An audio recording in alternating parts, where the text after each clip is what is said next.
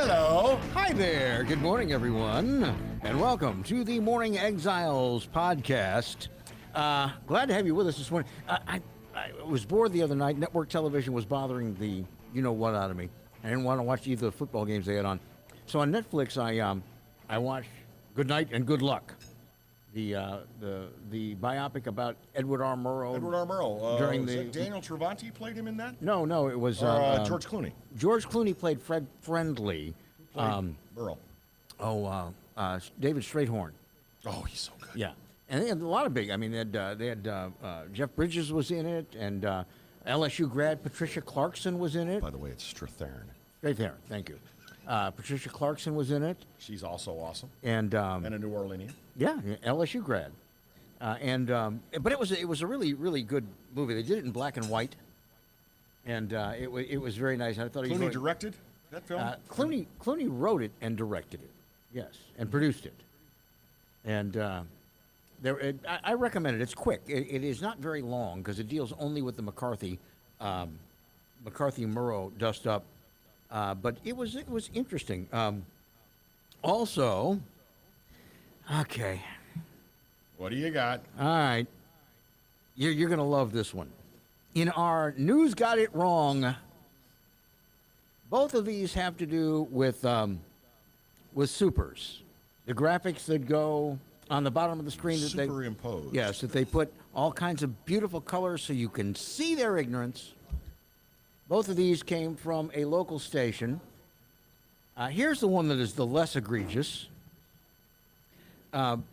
This was yesterday, and the super was this.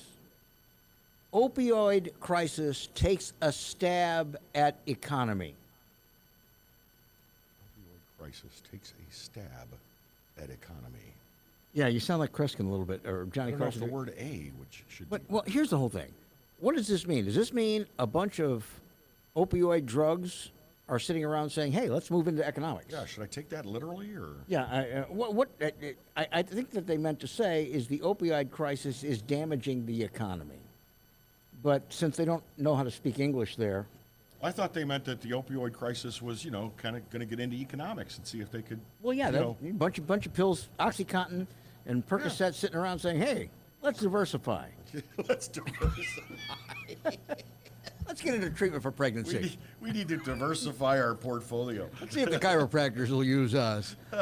We can turn ourselves into a suppository form. Anyway, now that was the less egregious. Now here's one that this one almost sent me into the vapors. This is a story that they need not run, by the way, locally because it was a New Orleans story. But they decided that they were going to run the story. It's about a man foiling a theft of building materials at his neighbor's house. And the man goes out there and he's got his phone. You can see that he's recording the people, and he says, "You want to put that stuff back?" Da, da, da. But here's what the super said: neighbor stops lumbar theft. L-U-M. Wait, I need that spine. Lumbar. These miscreants were going to steal the bottom 5 vertebrae of this man's spine. Gives whole new meaning to "I got your back." Yeah. Apparently, somebody don't got your back over at the That's TV so funny. station. That is so funny. Oh my God! And now it's getting into the teleprompter. This morning, Lauren Westbrook, who's a good broadcaster and understands English, is reading the prompter and talks about police arriving to the scene. At the scene. At the scene. At the scene. Well, the problem with the teleprompter is, and I've fallen victim to this too, you wind up with Ron Burgundy's disease, where you'll read anything that goes up on that teleprompter, no matter how ignorant it is. I had a program director once at Real Radio, WAIL, who would read anything you would put in front of him. And we had these little weather forecast cards. And, you'd say, current temperature at Baton Rouge Metropolitan Airport is, that time was Ryan Field, 75 degrees and sunny. and then you had the outlying areas. You want to include everybody: Baker, Zachary, Denham, and so we'd have it be 16 with snow in Baker, and 104 with rain in Denham, and he would read it. 104. And he would do it every single time. 104. But he just read Baker Zachary reporting 21 degrees and snow, and then he would read it every time. He will read whatever anything. He was Ron Burgundy. Anything. So He actually had a Ron Burgundy mustache. remember what he told San Diego. But anyway, I've actually, and not anywhere near that graphic, but I worked at a radio television station duo one time, and they were known to play the teleprompter game with their coworkers. If they thought, they'll read whatever we put up there for them. Let's find out if they will. Yes, they will. yes, they will. You gotta love it. You gotta love it. Anyway, we got a lot to talk about this morning on our program. Joining us, the handsome man in the wooden bow tie, attorney at law and attorney at large, and bon vivant and all-around nice guy. And I'm padding so he can actually get himself into position. Oh, here. He's moving. He's moving Thanks. Kevin's Sorry, cloth of the Royals. It's a very nice coat. It's my father's coat. It's my. It is. Wasn't that a Broadway show? My father's coat. No, but that belonged to my father, so it's very special. All to right, me. all right. Franz Borghardt. Good morning, gentlemen. Good morning to you, Franz. How Glad are to be you? here at La Divina, one of my favorite breakfast spots in Baton Rouge. Just had a wonderful frittata, coffeeed up and ready to And by the talk way, some law. thank you for getting in the plug where we failed to do it, opening our show. Well, and by the way, our new sponsor, we want to welcome them, Salassi Jewelers on Range Avenue in Denham Springs. Listen, before we get into Franz, we got this big thing going on Thursday afternoon, and if you've got the time, we would love you to come out and spend some time with us. This Thursday afternoon at Salassi Jewelry and Gifts at 239 North Range in Denham, right there in the heart of the Antiques District. Bill and I are going to do a 2-hour podcast starting at 2 p.m., and we're going to have refreshments, and we're going to have the fabulous Ruby, the shop dog, and also great deals.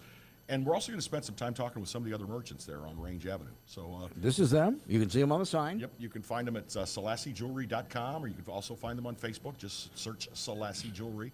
And listen, if you want handmade, if you've got your own design in mind, they do fabricate, they do appraisals, financing, they build, repair, design. If you've got broken stuff, watches that need cleaned up and a new battery, Stuart can handle all that. And Stuart Salassi is a certified GIA diamond graduate. So that means basically he's an expert in diamonds and is going to get you the best rock for your price point. And again, they are what I consider to be a beautiful metropolitan jewelry store in a very, very quaint location on Range Avenue. Don't take our word for it. It's a beautiful shop, Yeah. but come on out and see us on Thursday afternoon. Great selection. Anyway, Franz joins us. Good morning, Franz. How are you? Just fabulous. Got a couple of things going on What do today. you want to talk about, Bill? Well, what do I want to talk about? I want to talk about world peace, an end to poverty, and a date with Rachel Hunter. But other than that, no. I was taken not by surprise by the lawsuit. Okay. I was taken by surprise by the particulars of the lawsuit that is challenging the incorporation of St. George. And you and I spoke yesterday over the phone, and I want to say this to everybody. I am a fan of really good lawyering, even if I'm not a fan of that lawyer's preferred outcome. Right. And this looks to me like some serious lawyering because Look, you got some titans. You got Mary Olive Pearson, who is lead attorney, pro bono, by the way. Louis Talk about- Unglesby. And- Louis Unglesby is one of the plaintiffs. and I mean, so he's one of the parties. does Mary Olive scare you? I find her brilliant. Scare is not the right word. Yeah, I'm she going to does. be appropriate on the podcast. But she is sharp. And I will say, if you're going to bring something like this, you want somebody like her. She has a personality. She's down to earth. She's not the quote unquote big firm attorney, but she is really smart. And she So- shot a man in Reno once just to watch him die. She's really smart, I'm but kidding. I'm going to submit to you, I think this is a stupid lawsuit. It's like the people. Now we're talking apples and oranges. It was all in accordance with state law and the plan of city-parish government. Okay. Everything's been all the I's dotted, all the T's crossed. So what's the lawsuit alleging? So essentially, it's a adverse effect lawsuit. That's an oversimplification of the Louisiana What's revised going to hurt? statute. Why? Well, and honestly, sitting back and watching, and guys, look, I'm a criminal defense attorney that can litigate, but I'm not a municipality attorney. This is a very specialized area of law. So I'll say that I'm the neurologist, not the foot doctor, so to speak. I'll say this. I thought you were the proctologist. I can occasionally be the proctologist. Never shake hands with him. I occasionally feel like I'm holding the bag. Anyways. Oh! So That's the urologist. So what I thought would be the best challenge to this would have been who's voting for this. And we can fundamentally disagree on who should vote for this and not, but that would have been a good legal challenge that could have been filed prior to the vote.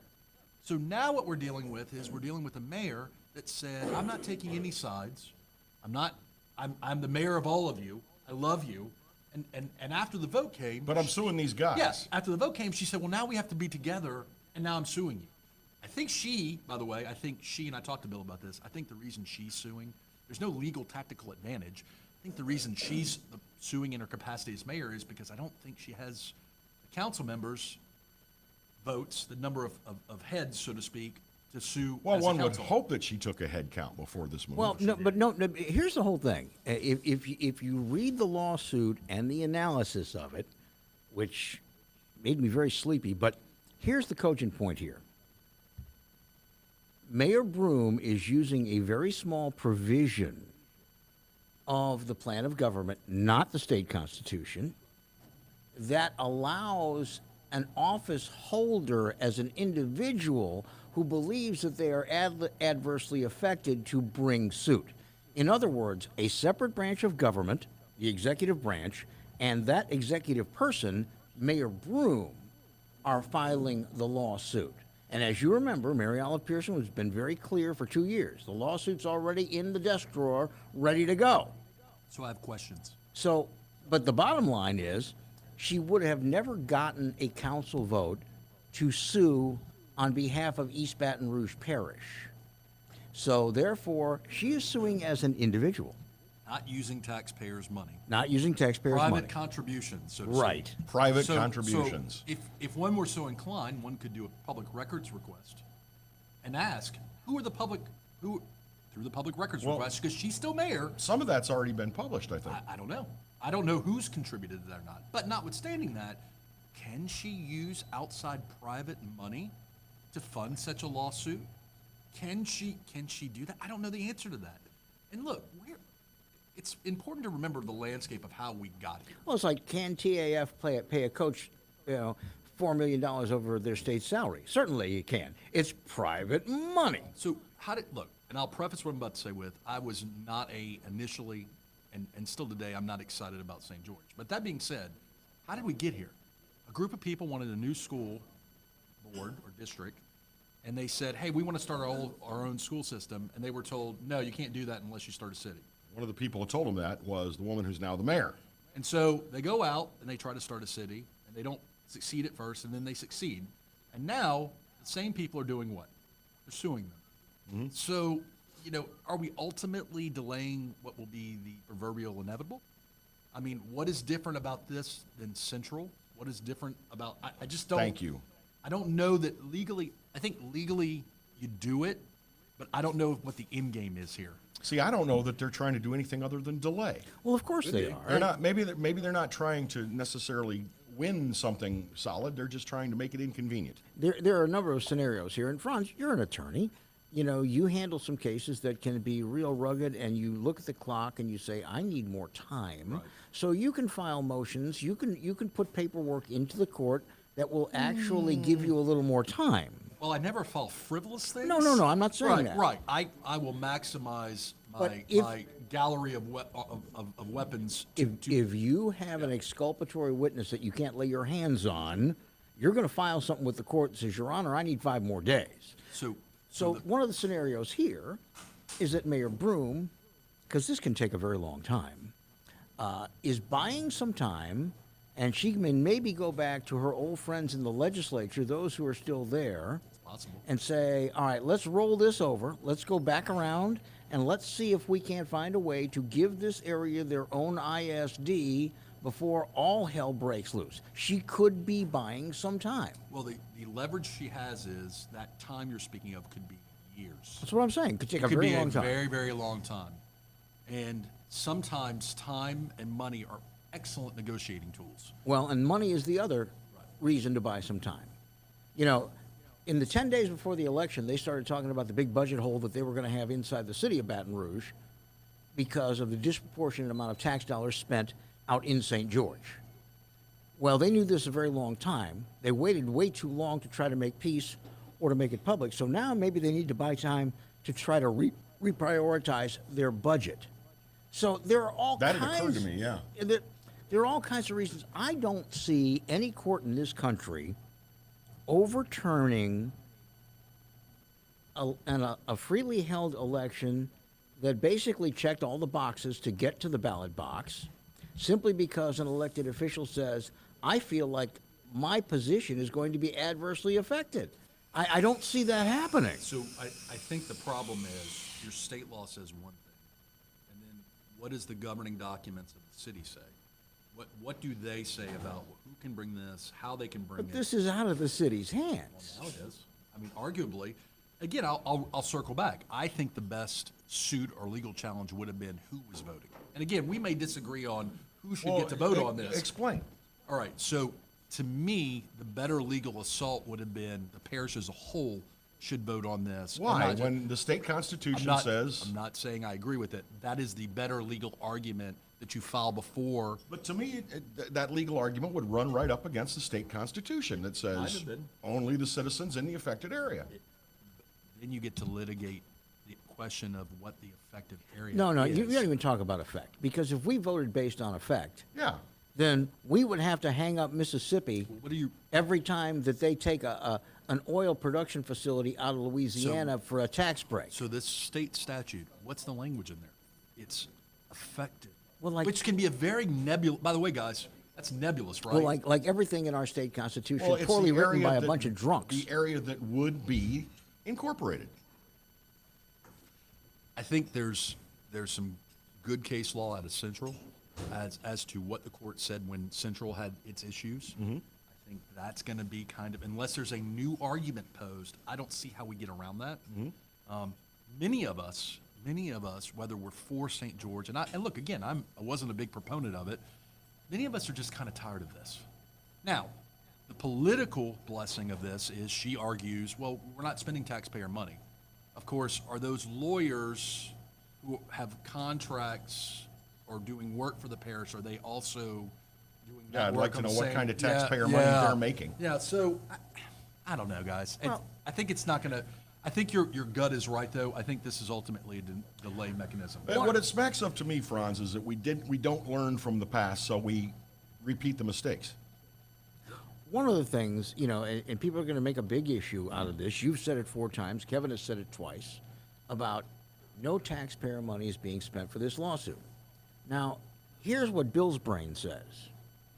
If you thought it was a legitimate lawsuit that allowed you to preserve your union, there shouldn't be a problem with taxpayer money being spent on this lawsuit, should there, Mr. Attorney? I think that is an excellent point. I think the problem she has is she's in a political conundrum. If she brings no suit, and I think we all can agree she doesn't have the blessing of the council. If she brings no suit, then she is politically held accountable. If she brings this suit, people are going to hold her politically accountable. I think she's in a horrible position, regardless of her motives behind this. But yeah, I think the spinning it by saying, "Hey, we're not spending taxpayer money," doesn't necessarily work. Well, like I said, if it had an awful lot of merit on its face preserving my union, then nobody would have a problem with taxpayer money being spent on it. Even if you opposed it, you wouldn't have a problem with it. Because that is kind of their job, if you think about it. Now, if this thing goes federal, and it probably will, I think it has to. and it goes up the chain, we're going to start talking about some things that the proponents of this lawsuit, the opponents of St. George, don't want to talk about. We're going to be going back to the Federalist Papers. We're going to be going back to Thomas Paine and the boys. And we're going to be talking about the right to self-determination. And the argument can be made, those of you in North Baton Rouge who are now worried you do not have any more money because so much of it was coming out of St. George, well, you exercise your right to self-determination. You just did it in the wrong way. And you're not funding your own playground. So this is not a new thing, right? We understand. Well, it's new to talk about it in this way. Right. So we understand the concept of quote-unquote taxation without representation. We understand the concept of people that are paying for everybody not liking it sometimes, that they're not getting a proportional share of what they're paying for. I mean, I just got back from Spain, and we've talked, fellows, about Barcelona and the Catalonians fighting with the rest of Spain because of the same Right. quote-unquote principles, and that is a historical fight that's been going on for thousands of years. So yeah, it's kind of if you're in St. George, you know, you're scratching your head and saying, we did everything you told us to do, and now what? Well, the one thing that the St. George movement enlightened for me, maybe for others, but is I got a really good look at how much money the St. George area raises that they don't get to touch. Right. And what you heard, they said it in a lot nicer way than I am, is we are damn sick and tired of subsidizing failure. We are tired of subsidizing failure. And here they are having to spend money, because I'm assuming they're going to be spending money. Oh, yeah. Here we are spending money for a lawsuit that will probably not, no matter how good Mary Olive Pearson is, and she's good, will probably not yield a good result for anybody, and they will be subsidizing failure once again. Well, and the city's mothers and fathers really screwed up. At the very beginning of this, they should have gone to St. George and said, your target is the school board. They got drawn into it, okay? But your target is the school board. You can't send your kids to public schools, even though there are nice public schools in your area, because they're just as bad and just as corrupt and just as inefficient and just as big a failure as the ones in the farthest north reaches of the parish. Your target is the school board, and they should have said, we will help you if they wanted to preserve their cheese, and they didn't. If you're the decision makers on the St. George side, assuming you could acquiesce to a settlement that allowed for a new school system without the incorporation of a new city, assuming you could even legally agree to that as a part of a settlement, would that be enough for you now? You now have a vote that says... Yeah, you can't you have your nullify own a vote of over 17,000 people. Yeah, you have your own kingdom now. I mean, it's... Well, Is that what we're supposed to do? We're just supposed to nullify the St. George vote? I think that horse is probably so far out of the barn that you can't even see its ass anymore. And that's a shame, because had they started thinking about this when they knew how much tax revenue that was being transferred, shall we say, from St. George, when they knew how much was at stake, they should have said, let's have a cup of coffee. Okay, we're going to twist some arms, and we're going to get you your own independent school district, and once the ink is dry, will you be okay with that? And then we'll both walk away? And the St. George people would have said yes or no. Here's an impression I want to share with you all. And you know, I'm a simple guy, so I look at things kind of simply, but here's what I'm seeing happen. I'm seeing something that echoes national headlines. We had an election. The election was held and there was a result. And now people are refusing to accept the result of the election. Now, what does that sound like? That sounds like 2016 presidential election to me. We've got people that just refuse to accept the result of the election, and they've been going ape crap crazy ever since. And what do these two stories have in common? The local story and the national story. They have most of the major players have a big fat letter D behind their name. It's like, accept the election results. Well, I mean, reprioritize the city-parish spending and move on. Here's something that you and I talk about a great deal, usually off microphone, is I'm reminded of that great song, The Snake. You knew I was a snake when you took me in. Well, and the whole thing is, you don't expect somebody to act differently from their political ideology simply because you don't like it. So forget about what the Democrats want, what the Republicans want. What we have to talk about is what the people want and deserve. And we are getting to a point where there is a referendum, basically, There is a referendum. This was just the first vote. There's going to be more. This is a referendum on determining how tax dollars are spent. And it's going to be determined not by who whines the most or who screams names at other people, but by production. Franz, you drive a Cadillac, right? Occasionally, yes. All right. Costs more than a Nissan Sentra, doesn't A it? little bit.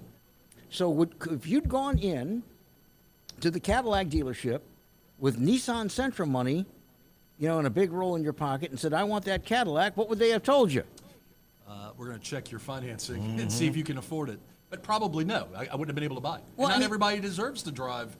Not everybody deserves and or can drive whatever they want. That's the whole point. People are ascribing racism and all kinds of isms to people who work hard and pay 26 to 35% in taxes. There's probably a few in the 39% bracket in St. George, although those people probably didn't approve it. But what they're doing is they're saying, you work hard. And by the way, I'm not going to say thank you. I'm going to say you're an awful, white, imperialist so-and-so. And you keep paying those taxes so that we can send it to the Look What's Happening Now community center. And they're going to give mental health counseling. You're wrong for that. No, I'm true. This is the feds discovered this one. We're going to give mental health counseling to people at twice the national going rate per appointment, and we are going to have an 88% failure rate. So thanks for that. You know what? Because you breathe does not mean you get. So does this alienate more people towards St. George?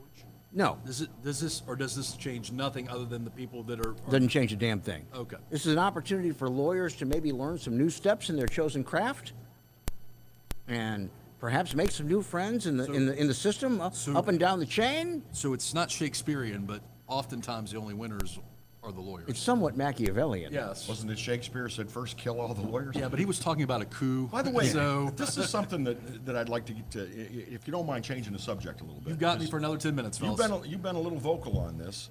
In this election, there's been a lot of slamming of trial lawyers. Yeah, I have no... You're a trial lawyer. How do you take it personally, Well, or do you think of it as de rigueur for Amongst elections? my craft, I'm considered a trial lawyer because I litigate. I'm actually a litigator. Amongst the world, R's and D's, I'm actually not a trial lawyer because I'm a criminal defense attorney. Right, in that sense of the term. So I take it first of all, I take it very, very personally when any party takes a group of professionals or individuals and lumps them all together because there's a few bad apples. It's like me saying all cops are bad, all police officers are bad, All because radio there's announcers. just all radio announcers are bad because there's a few bad ones. That's stupid. And that's why I get pissed. I get pissed because and by the way, not to mention, some people are really injured, guys, and they really do need help. Are there frivolous lawsuits? Absolutely. But at the end of the day, as an attorney, when I take a civil case, I can't afford to invest time and energy in bad lawsuits and bad cases. So I do take it personally. I also think that we are corrupting that phrase, trial lawyers. We're corrupting it to mean something that no one really understands outside the legal profession. You know what? Here's the whole thing. You had your time in the barrel with people who are completely ignorant saying, well, why would you take a criminal's case? Yeah. Well, because they're entitled to a defense. It's part of our Constitution. It's a constitutional It's thing. part of what makes this country great, all right? We don't just take them to a tree and string them up anymore. And when we did, half the times we took the wrong person to the tree. So let's get past that. But, if you want to go back to Shakespeare, the fault is not in our stars. The fault is in ourselves.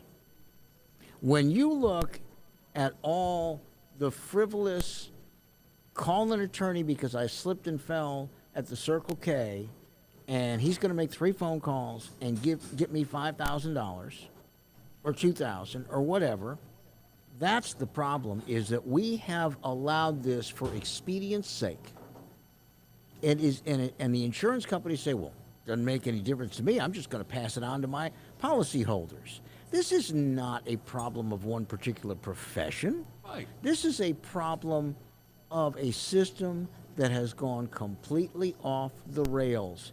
And instead of trying to do justice, You're doing social justice. Well, one of the hot topics is tort reform, right? Right. We always talk about tort reform, which I find to be, again, guys, I do very little civil work. I do very little. And we talk about tort reform and how these lawsuits are out of control. And I remind people, take the Medical Malpractice Act.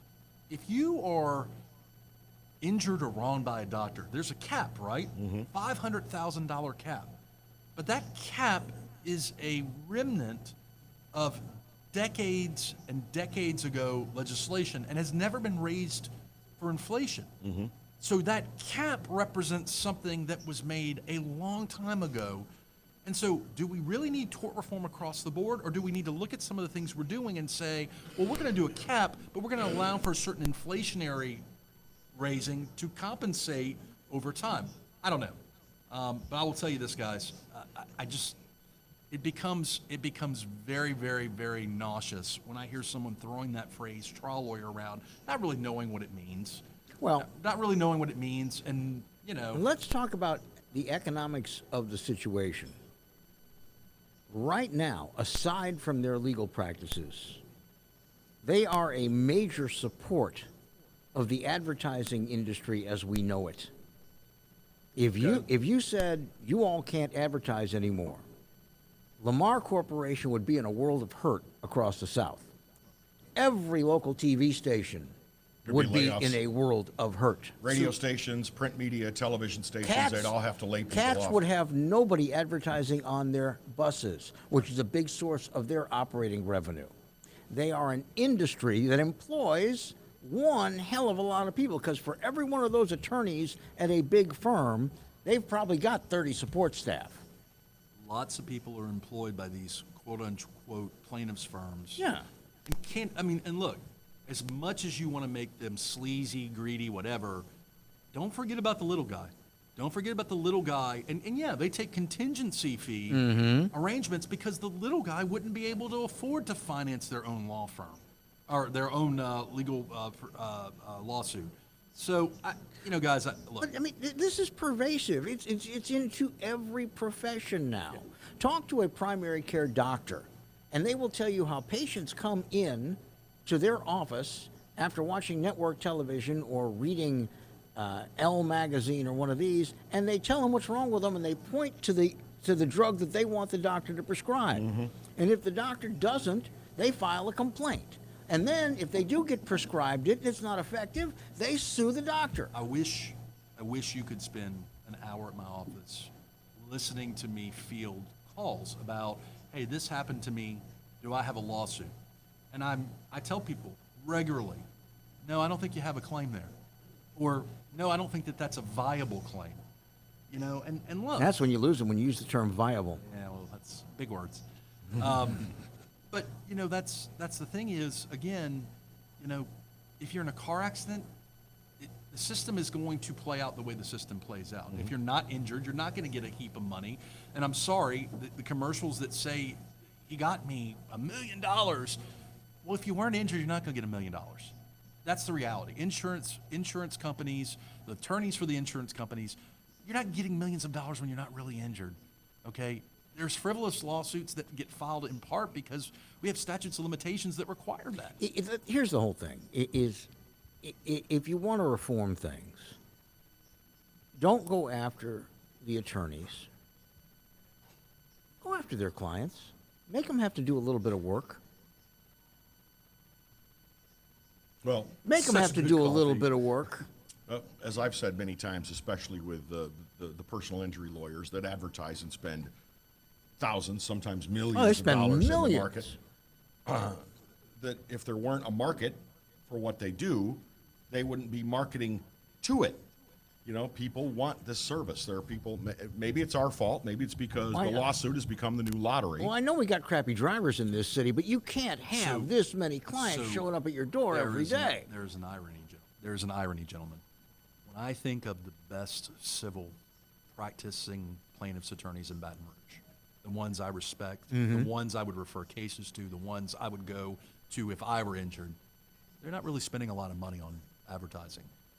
The Tyler Posas of the world, Stephanie Posa, Joe Posa, They're not spending a lot of, you know what? You know where they spend their advertising money? In community involvement. Yeah, they do. They do a lot of sponsorships of nonprofits and Walters, things like that. Walters Papillon, Daryl Papillon, same thing. Those, really the best of the best, the top gun plaintiffs' attorneys, they're not doing the billboards. And that's not to say there's anything, I don't have a problem with the billboards.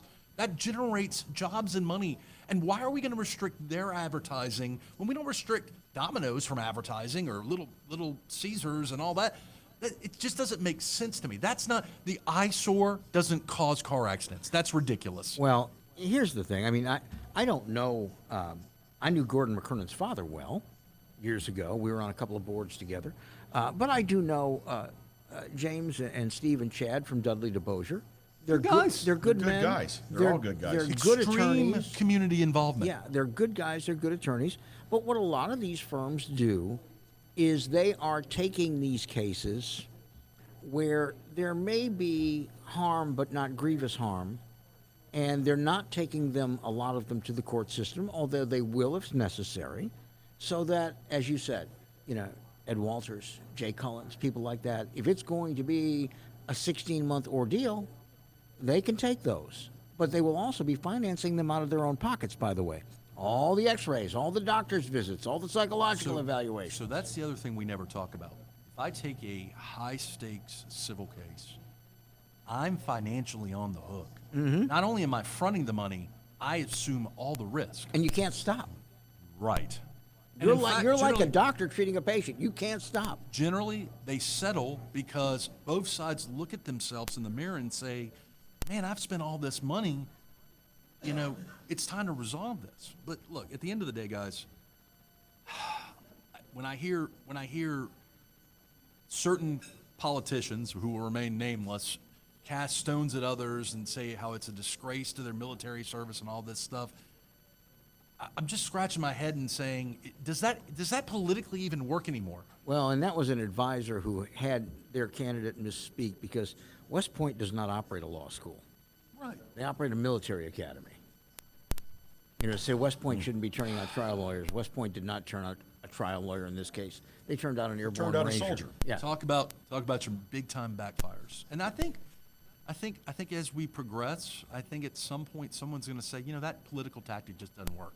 It's not. Well, okay, but in fairness, the political tactic of going into black neighborhoods and putting out materials that say that the one candidate wants to go back to the days of Bobby Jindal and David Duke. Take away your food. Take away your food, which is a federal program that he can't. And I mean, there have been scurrilous comments made on both sides in this very dirty governor's election. Well, and I agree. before I agree. we go It's down gotten- that path, Franz has to leave. I gotta leave, guys. I'm sorry. Franz, always a pleasure, my Going friend. to court.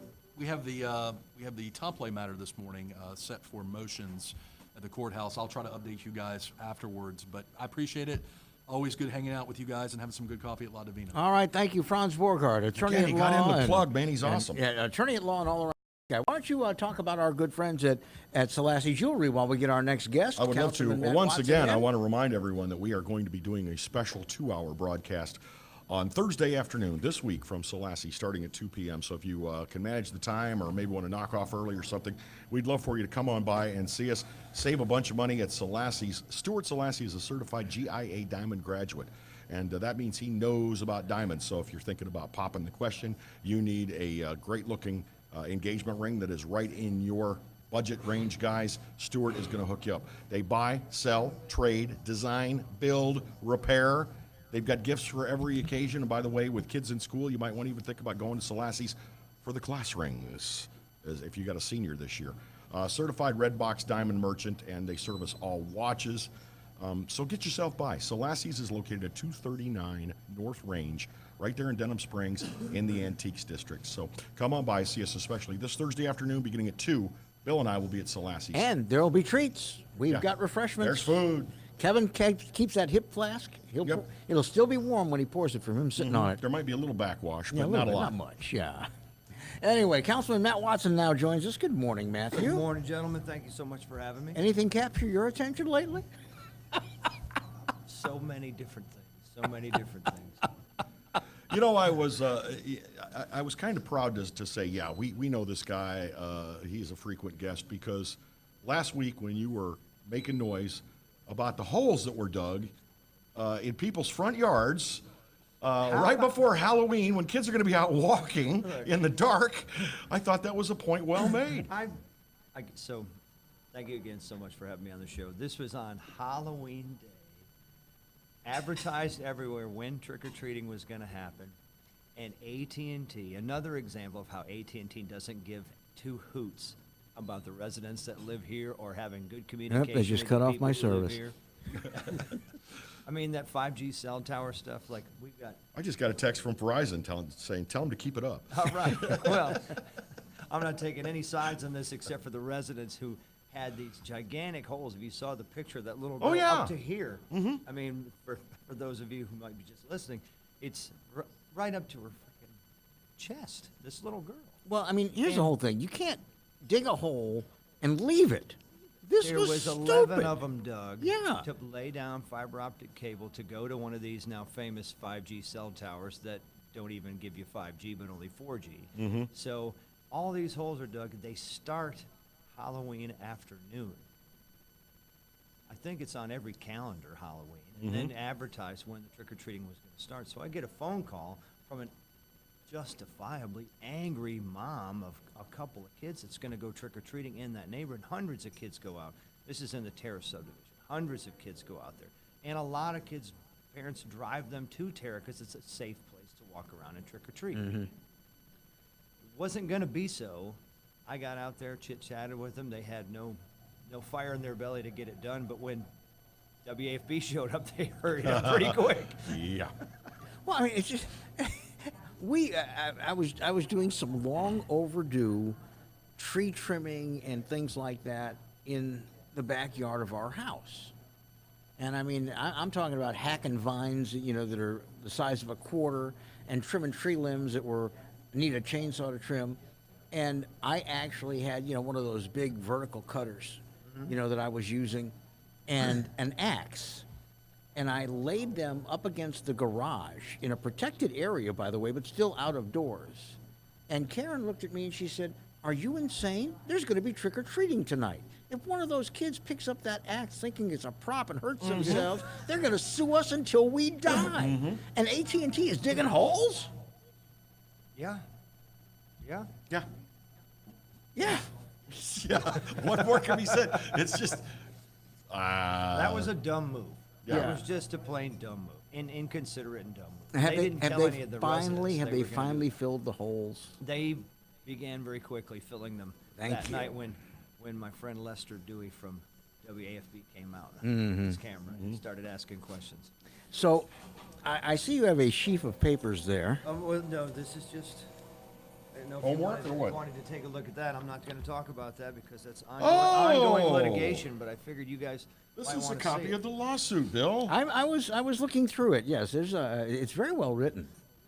So this No is not. typos. This is not as because a lot of people I think are suffering right now under the idea that the city parish is suing its own taxpayers, but technically that's not what's happening. This is 3 individuals suing 2 individuals over the effects of the formation of the city. Is that? From what? Look. I mean, they've tried unlike to- your they've tried to previous cover their guest, ass I'm on not this. a lawyer, so I can't tell you one way or another. The intricacies of that. But there are people who are named defendant in that. I mean, it's not like it's a criminal act. It's not. Oh, like you have somebody- defendants in civil suits. Plaintiffs Well, I'm are. just saying, but when yeah. they hammer home things like using words like failure and when it's not necessarily needed to be, it's just added sprinkling of spice in there. Oh, well, you get extra in civil suits. You get all kinds of extra invective. Okay, You well, get there's negligence plenty and in reckless there. There's- disregard, there's- and there's plenty in there. There's plenty you in got to there. like the invective. Here's the real question, though, and we were talking about this before you got here with Franz. Separation of powers is an important part of the federal constitution, the state constitution, and also the city County parish. municipality. Yeah, Absolutely. municipality. So what you've got is you've got executive branch action, but not as a branch, but as the executive, which means the legislative branch, the council, has been left out of this. And I know you don't want to talk about the particulars of the lawsuit, but did anybody even come to the council and say, do you want to join a lawsuit, or was it just on its face saying, we're just going to do this ourselves? No one came to me. No one came to me about whether the current mayor decided to speak to any other members of council individually or in a group of any kind, I can't speak to that because I wasn't there. No, there's been no salvo to have me enter into anything or get my opinion. And as you say, this is the executive now taking something before the judicial branch, and it'll be decided there. I think this is going to take a long time. There are some of us that are speculating, including me, that this may just be a way to try to buy some time until some other sort of arrangement can be made. But, you know, you have in your district a lot of constituents that will be in the city of St. George. Probably 40% of the territory in District 11 would be in the city of St. George. Probably 55% is inside the city of Baton Rouge because of the last couple of years of Kip Holden's administration. There were some annexations really around to have an effect on the formation of St. George the first time. And the amount of sales tax money they'd be able to reap. Exactly. And then there's some pockets in my district. It's pretty unique that there's a lot of pockets that are surrounded by the city but are unincorporated. I mean, the area of Town Center, Phil Witter's property, you know, where Perlis is, which is for a long time was where Con Turner is, the Baton Rouge Country Club over there. Those were areas that were many years ago were on the edge of town or outside of town. Then as town grew around them, they decided, no, we're doing just fine without being part of the city. Yeah, they all So used to never have those asked. signs that said corporation limit as you pass them. Well, and there's one district, and I forget whose it is, that is entirely unincorporated, that would be entirely in St. George. And I can't remember whose district Dwight? it is. Dwight Hudson? No, Dwight Hudson is almost there. Scott? I think that's, Scott is all, he's got central and he's got unincorporated area up in the north. So he would, if he has any of St. George, I'd be very surprised. Okay, but anyway, Dwight has almost entirely St. George, except for the very last annexation that had a really large effect, which was skipping over Segan Lane south of 10, which picked up the Walmart, the Lowe's, Sam's Club, and that area, South Mall Drive. And that's just the smallest little bit when you think of the whole area that is Dwight Hudson's. well, the point I was going to make, and we should have asked Franz this, but it didn't occur to me, is that I don't know that the Metro Council, as a body, could enter into a lawsuit against their own constituents anyway. Because you have 5 members of the Metro Council where a portion of their district is in what would be St. George, or what now is tentatively St. George. I don't know that you, as a governmental entity, can sue yourselves.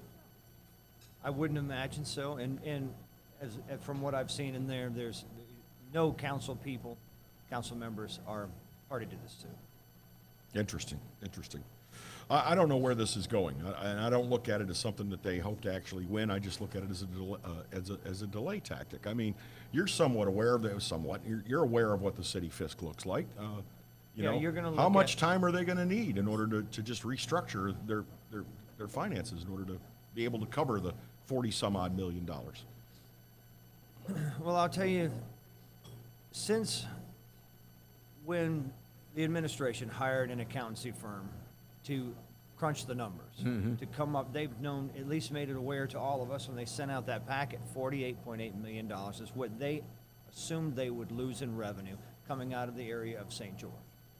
Now, when I sat in the mid-year budget meeting, before, you know, the budget's going to be revealed today, so we'll talk about that in a minute, but there, you know, earlier on, we talked about what we could expect to see as far as the budget. They had up on the wall $48.8 million in reduction of revenue. So I'm sitting there with Darrell Gissel, Chief Administrative Officer, the current mayor, the head of finance, and second in command of finance, and I say, okay, we're losing $48.8 million. Tell me what the offset is now that we don't have the responsibility of putting resources in that area. What's going to offset this $48.8 million? And I found it funny that the head of finance looked at Darrell and the current mayor, and then looked at me and said, we don't have any way of calculating that. What? Exactly. My thought exactly. Can I do a translation? Can I do a translation? We don't have any palatable way of calculating that, because we all know that in the area that is least productive in terms of tax revenue and most dependent upon tax revenue, there's a lot of cheese that goes into pet projects that are sponsored by a council member. We got medical clinics and community centers and food programs and special repainting your little red wagons and all of these things that come out of the tax money, a lot of which was generated by St. George and just being transferred there. You also have, and being around this as long as I have, not forever, but certainly long enough, we've asked, with a previous council person for District 11, asked flat out, give me an average of what it costs to fill a pothole. Let's look at the metrics here. Let's look at, if we've got 100 potholes, well, on average, what is a pothole? We're never told. We're told that there's no way of calculating that. I mean, you know what asphalt costs, you know what gasoline costs, you know what your people make per hour. Is, yeah. You know the travel time, that would be variable. Why can't we have some way of figuring out what a job that the municipality is responsible for in a unit price costs? How is that not supposed to be perceived as an out-and-out lie? We cannot calculate that. Come on. I don't know, you've seen the movie Casino? Yeah. Yeah. They either can't do it or they won't do it. Either way, it needs to change. Well, again, English is fundamental, all right? She didn't say it's not mathematically possible. She said we can't. Now, that doesn't mean can't is, in other words, we won't make the machines work. It means we can't politically calculate that because... Well, I will say, to your point, that meeting that I had so many months ago was before the October 12th election. And if indeed we were going to have a loss of $48.8 million in revenue, and we were looking at having an offset in resources going to that area of only 20, 25, or $30 million, then that would have made hay for those people saying, see, we're paying almost 50 and we're only getting 30. Where's the other 20 going? It's certainly not coming here. I mean, I could see why maybe they wouldn't want to tell me, but I can also see from experience that we're not running a business here. We're running a gigantic bureaucracy that sometimes the left hand doesn't know what even the left hand's doing, let alone the right hand's doing. Mayor Daley would be proud of the patronage machine that we've got going in certain parts of this area. And funny you should bring that up, because we brought a lot of that same machine down here. There are parts of the city-parish fisc that are dedicated or protected. And I'm curious about one of them. I think we can be very proud of the libraries we have in East Baton Rouge Parish. We've built some wonderful libraries. I'm sure the downtown library, the white elephant that it be, will be very impressive when it finally opens its doors. They've got a huge surplus. They do. So why cannot the mayor and the Metro Council go in and say, you know what, you guys are sitting on a huge surplus. For the next 4 years, we're going to cut the amount of money that goes into your pot. Well, so that we can help fill the gap that's someplace else. Before he makes a funny noise, what you've got there is you have a tax that people voted on, the ad valorem property tax that people voted on, and when they went into the voting booth, they knew that that tax was going to go to the library. The only way to make a change in that, in this municipality so far, go back to the voters and have the voters vote. Probably would have to send a message of no to the 11.1 mil property tax that they've got, so that the library may come back with a lower millage, or talk to the library. This is an assessment year coming up, so they may go back to probably 10.68, which they were before 11.1, and then reduce that. However, that only means that those dollars are no longer paid to the library. It doesn't mean that those dollars are still paid and can be moved somewhere else. However, in Lafayette, they did reduce, from what I've read thus far, some ad valorem tax and moved it over to do a police pay increase. But we years ago was very, very de rigueur for people to yell, I want this dedicated, I want it in a lockbox. Well, guess what? You got it dedicated. You got it in a lockbox. Are you happy now, Sparky? What ought to happen is they ought to take all the money and put it in a great big pot. And then each council member gets to designate 5 really burly people that we put in a ring, and they fight over the money for the benefit of their constituents. Because you know what? It worked a hell of a lot better than what we got now. Well, people need to spend a whole lot more time on the budget. The council members, you know, I remember the illustrious councilwoman from District 2 and I were on another radio program with Miss Alma Stewart talking about the Bridge Center, and she asked, how are we going to, you know, talk about how are we going to keep track of where this 1.5 mil tax is going to go toward the Bridge Center? How are we going to keep track of this? And I said, Shauna, it's going to be in the budget. She says, nobody reads that. This is a member of the legislative branch says nobody reads Well, that. she's And probably right. I said, ma'am, I read it. They put a stack of them in public information. I go get it. I read it. She goes, you're probably the only one. But here's That's the our, before you make your statement, as the legislative branch, that is our first priority, is the purse strings of the parish and looking through what the budget is. It Nobody depends reads on that. what district you're in. In No, some no, no. district, You the can choose to priority, prioritize the differently, priority but the is job itself. what am I going to give back to people so they'll pull the vote from a lever for me on next election day? We're not children here. We know why a lot of these people get retrained in office and returned to office. Just they bring home the goodies. Yeah. And by the way, you don't have to make a fuss. You don't have to lift a finger. It's coming. It's Christmas every day. It's Mardi Gras every day in a lot of these districts when it comes to taxpayer money. And that's what started the St. George movement. I'm looking at a representative of St. George Fire Absolutely. Department I right hear it now. right over there. You know Absolutely. what? We know what we pay for them. Yeah. And we get every penny. And you know why? Because the other people can't touch it. Sure. It is for St. George, and that's why they've got good firefighters, good apparatus, good response time, and we still have a Class 1 rating in our area, which comes off of our homeowners insurance. Correct. But- Absolutely. But there are very few St. George fire departments. We got the First Church of What's Happening Now doing a jobs program, so we're going to give them some city parish money. We got a community center that's going to do cheek swabs for early signs of, you know, dyslexia. So we're going to give them money. You know, we've got somebody who just graduated from podiatry school and realizes that in, you know, District 7, there's lots of flat feet. So I want you to give me a starter program to see who needs corrective shoes. We got crap in our budget. Lots and lots of crap. There is a lot of crap in our budget, and there's a lot of absolute need that's out there that I've traveled to other districts because I've been asked to go, and You know I we go out need? there and I help those We folks, need and cops. they wonder where the heck their council. We need cops, we need meat wagons, we need paramedics, we need big shiny things that pump water, and we need clean roads. We don't need anything beyond that. Not one damn thing. Hey, speaking of which, why don't you update us on that wonderful tire shredding machine that would take a parish-wide eyesore and turn it into something the parish could possibly make some money off of? The parish is not going to make any money off it, but the parish is not going to pay any more money for the day-to-day operations.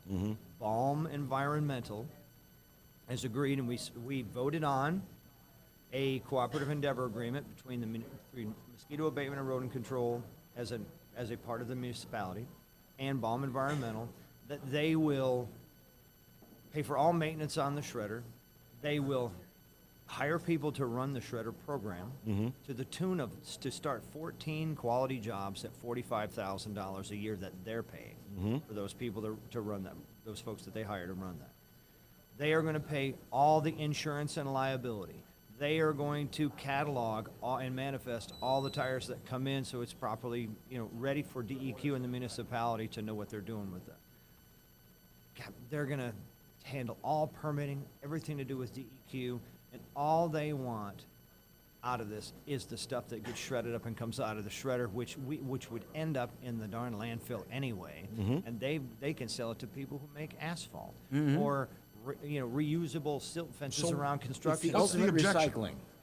What's the objection? The objection is that you've got some folks that are fear-mongering and trying to say that the tire shredding program, they're trying to make it akin to Ronaldson Field or a plant or something that pollutes. And they're trying to, this is Councilwoman Banks had a meeting that was an absolute circus at Mosquito Abatement and Rodent Control, where she did not allow anyone to talk about how the piece of property was going to be set up and that it wasn't going to be a dump. They shred the tires within 30 minutes of the tire's arrival, and then they have it immediately leaving with a customer that they've already arranged to pick up the tire, or it gets into a container and gets moved to the Baum Environmental laydown yard, which happens to be in my district. I think it's going to be safely contained inside those containers and whatnot, but it's going to go to my district. They can't keep anything on the ground. When the councilwoman from District 2, Shauna Banks, puts out a flyer, she takes a picture that she got from Colorado from the mesas in the background of this gigantic pile of tires that somehow that's what everyone's working on trying to get out on airport property, which you know, and you probably know, that portion that's behind the old mosquito abatement, when you go down 20 feet, there's some nasty stuff in the ground. There's no way you can build housing on any of that. That's only an industrial site. And when you've got metal buildings of the old mosquito abatement, trees, and the animal control, and an airport with planes aren't quiet when they take off. Nope. I mean, that's an area that is perfect for this. And I'll tell you, when you look at, to have someone say that this tire shredder program is going to increase pollution in North Baton Rouge, look at the map of the folks that live in North Baton Rouge making complaints about dumped tires and wanting them picked up. The density of those complaints when put on a map is so thick you can't broaden the map enough to separate one dot from the next. And that's what's going to be cleaned up. It's a huge benefit to North Baton Rouge. We ought to have a committee real soon. A group of one or more people called together to kill a good idea. Let's get that working. Yeah. Matt, I know that you are going to premiere the budget. It gets looked at Wednesday, is that correct? Later today. Later today. We'd like to have you back after you've done it in the meetings. Absolutely. And talk about the budget. And I'll tell you, it just as a preview, not with too much detail, but unless the budget has changed since the meeting I just had, again with Daryl, the mayor, and finance and a couple other council people, you're going to look at East Baton Rouge Parish for the very first time having a budget of over $1 billion. That's amazing. Wow. Now you're going to have... Should I be impressed or should I be depressed? Well, what you're going to have in there is you're going to have some money from the MOVE EBR program. Mm-hmm. You're going to have some money from the Bridge Center, that 1.5 mil property tax. But really, over $1 billion. I mean, when you just think of the optics of something like that, before it was 998 some odd $1 million, and people said it's almost $1 billion. Well, now it actually is scant over $1 billion. Well, and when you talk about shiny fire trucks, the streets that don't have potholes and all that kind of stuff, and you compare that against $1 billion, you wonder why we can't get it done. Well, and that is really the question that I think we're going to be looking at bit by bit over time. Councilman Matt Watson, we do appreciate you. As always, so we'll much talk for having again me. after you get a look at the billion dollar budget. I want to take a moment to tell you about Salassi Jewelry out on Range Avenue in Denham Springs. Kevin and I will be out there this Thursday, 2 to 4 p.m. Is that correct, Kevin? That's right. And you should come and join us. There will be refreshments. We'd love to meet you in person, but you need to look at this jewelry store. They're already playing Christmas music. Christmas time is near. They have got a great selection. They had a big sale last week, cleared out a lot of the summer merchandise, so now it is freshly restocked for Christmas. And they have got beautiful diamond jewelry, gold jewelry, but you know what? They've got, like I said, Metropolitan Jewelry Store. They've got a lot of the stuff that you don't see at a lot of jewelers. They got the beautiful porcelain.